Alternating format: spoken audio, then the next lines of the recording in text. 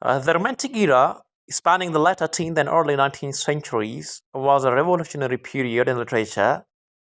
It was a movement that reacted against the rigid structure of Enlightenment, rationalism, and embraced emotion, imagination, and above all, nature.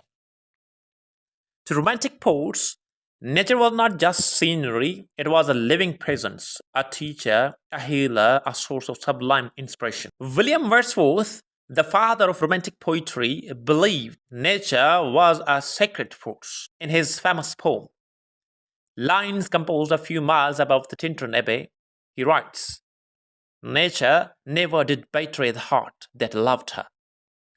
For Wordsworth, nature was a divine spirit, offering moral guidance and inner peace. When society's noise becomes too much, he turns to rivers, trees, and hills for reflection and renewal. Samuel Taylor Coleridge viewed nature as a gateway to the spiritual and the imagination.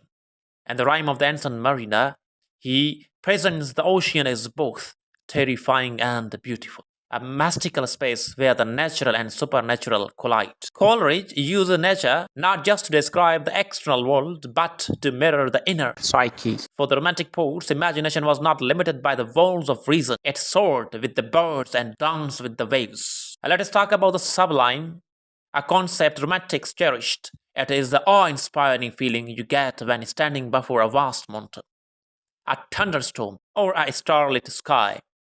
Shelley in Mount Blanc captures this. The everlasting universe of things flows through the mind and rolls its rapid waves. Here, nature is overwhelming, boundless, almost divine.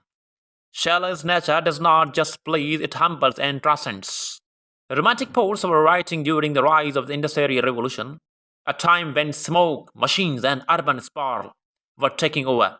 John Keats, with his sensual and vivid imagery, longed for a simpler, natural world. And to autumn, he celebrates the season's quiet beauty, untouched by the man's machine. Seasons of the mist and mellow fruitfulness.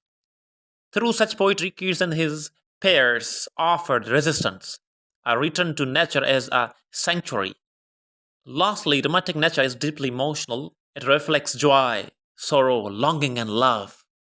Lord Byron in Childe Harold's Pilgrimage writes, There is a pleasure in the pathless woods, a rapture on the lonely shore.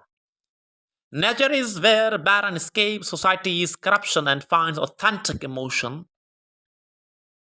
So, my friends, for romantics, nature was more than green pastures and blue skies. It was a mirror to the soul, a voice of the divine, a protest against industrialization, and a limitless wellspring of imagination.